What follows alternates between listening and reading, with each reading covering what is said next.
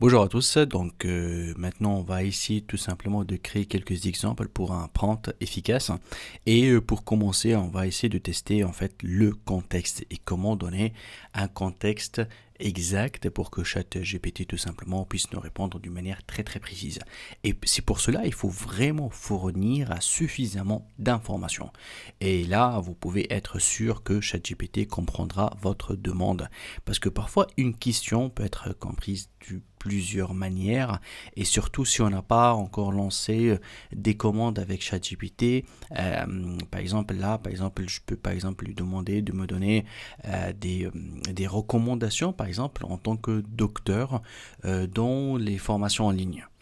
Et vous allez voir que ChatGPT, si je vais l'écrire cette question-là, je vais lui dire que je suis docteur, il peut savoir, par exemple, bien interpréter que je suis docteur donc dans le domaine de la médecine, de la chirurgie, cardiologie, etc.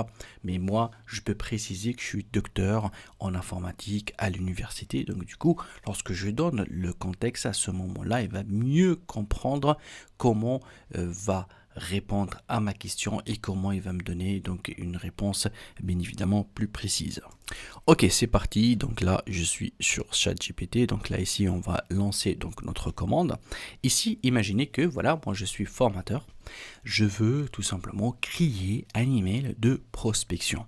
Et dans cet email de prospection là, je vais voilà tout simplement lui demander de me rédiger un email pour que je puisse promouvoir ou bien faire la vente donc de mes formations en marketing digital. Alors je peux faire ça, je peux lui l'envoyer juste cette commande-là, lui il va exécuter. Mais attention, ce que je vais faire en fait, je vais ajouter en fait encore une autre phrase. Je vais lui dire, peux-tu d'abord me poser toutes les questions nécessaires pour bien comprendre mon contexte.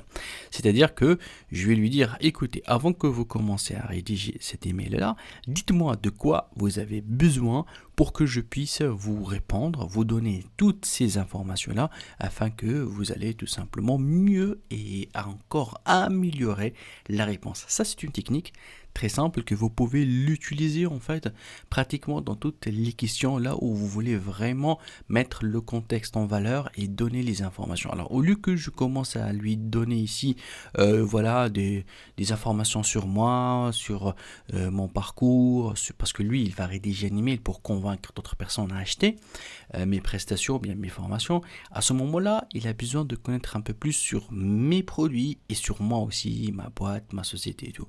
Et pour que je ne mets pas des informations ou je n'oublie pas, c'est très important de lui demander d'abord à qui vous pose des questions. Donc apprenez ça. Donc à la fin de ma commande, je peux ajouter, peux-tu d'abord me poser toutes les questions nécessaires pour bien comprendre donc mon contexte. Et là, bien évidemment, je tape entrée et vous allez voir que là le chat GPT il va essayer de réagir à la création, mais d'abord il va me poser des questions, donc il a besoin de ça, vous voyez.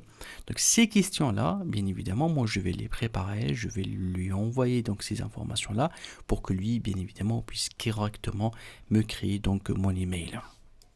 Comme vous avez vu là, donc là il pose vraiment des questions très précises. Qui est votre public cible pour cette formation? Quels sont les profils types des personnes que vous voulez toucher? Donc ça c'est très important pour que moi je lui dise est-ce que c'est voilà donc, est-ce que ce sont des entreprises, est-ce que ce sont des particuliers, est-ce que ce sont par exemple des étudiants à l'université. Donc je lui donne tout simplement mon public et bien évidemment lui le langage de la rédaction il va être différent.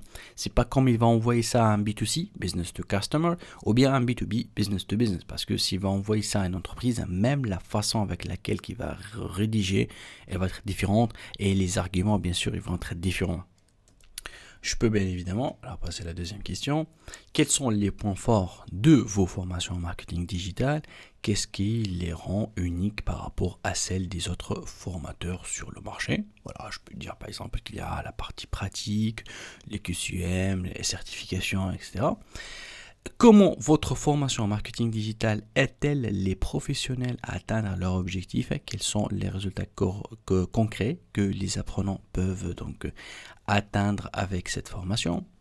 Comment vous auriez assurez-vous que vos formations sont de qualité. Quels sont les outils, les techniques que vous utilisez pour vous assurer que les apprenants sont bien formés. Donc, en tout cas, là, il essaie en fait de chercher comment des informations pour que puisse lui créer en fait son argument. Et ça, c'est quelque chose de très très important.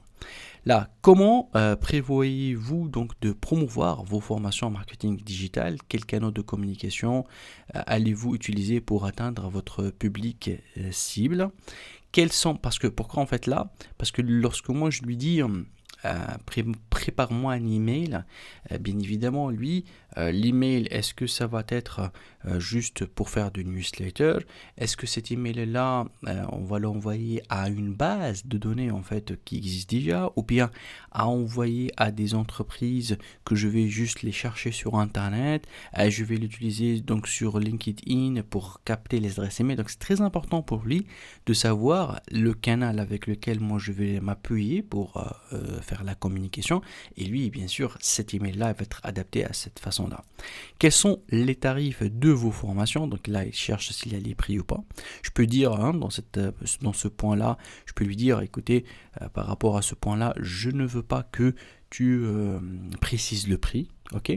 Comment allez-vous soutenir vos apprenants tout au long de leur formation, s'il y a un support et tout? Alors, une fois que j'ai toutes ces informations, je pourrai rédiger un email de prospection convaincant pour promouvoir vos formations en marketing digital. Alors, je vais ici en fait lister donc les réponses par rapport à ces questions-là. Donc là, je peux le mettre de cette manière-là. Donc mettre 1. Et lui, il va comprendre pour chaque question quelle est la réponse. Donc je fais une petite rédaction comme ça, juste pour tester. Donc on a donné les informations. J'essaie d'être précis. Il ne faut pas mettre énormément d'informations, il faut répondre juste à la question. Et là, donc, je lance ma réponse. Donc, lui, à partir de toutes ces informations-là, il va bien évidemment me rédiger, donc voilà, d'une manière très précise, les mails que je vais l'utiliser. Bien évidemment, j'ai mentionné que je veux utiliser ça sur une newsletter et je veux, voilà, donc, que ce soit diffusé avec un prix bien déterminé. Donc, je mets des informations et lui, donc, il a enchaîné en fait à faire les arguments, à me préparer un email, comme vous le voyez là. C'est un email qui va être destiné pour les entreprises, un email professionnel de qualité pour promouvoir donc toutes les informations. Alors il faut faire attention dans ce que vous faites, un copier-coller. Il fallait bien sûr remplacer donc ces informations-là avec les informations correctes. Il faut bien sûr, parfois vous savez, lorsqu'il va vous rédiger, il va mettre parfois dans les verbes entre parenthèses pour savoir que si c'est masculin, si c'est féminin. Donc il faut faire attention à ça, il faut le mettre à jour, il faut le corriger, il ne faut pas faire juste un copier-coller et lancer. Donc ça, voilà, grâce à des questions, grâce à ça, donc la demande que je lui demandais de me poser des questions, grâce à ces questions-là, je peux répondre pour lui donner ce qu'on appelle le contexte exact.